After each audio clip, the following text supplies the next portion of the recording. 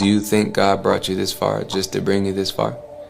Remember, you prayed for this. Remember, you prayed that you would grow in this way, that you would walk through these doors, you would meet these types of people, you would go into these types of places. You prayed that you would even grow closer to God. And now that as you've grown, you're no longer aligned with things from your past. Remember, that's supposed to happen. And what I've learned is growth is the goal until it's time to outgrow things.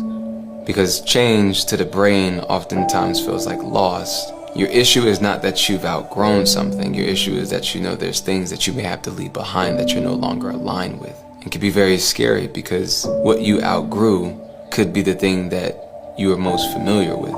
Your growth is personal, and the fear of the unknown will cripple you from moving forward. This is what God is doing in your life, and you can't always explain it. You can't always put it into words, but God is doing something in your life, and He's changed desires. He's changed your focus, changed your priorities. You want to be in a place where you're more aligned with where you are, where you're going, what you're doing.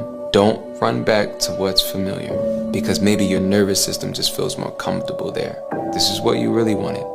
And the life that you have with God is the life that you actually want to live. Always remember that. The Bible speaks about a woman being the weaker vessel. I love highlighting that. This is not meaning that she is necessarily just weak to you and that she's not equal in her value.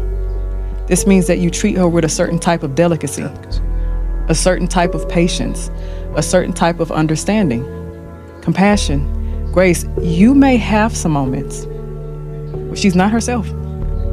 You may have some moments where she can't show up the way that she typically would. You may have some moments where her emotions and hormones are imbalanced, but how do you show up?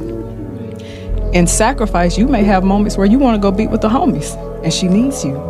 You may have moments where she just simply needs 15 minutes to be able to talk to you because she's already on the edge. What will your sacrifice then look like?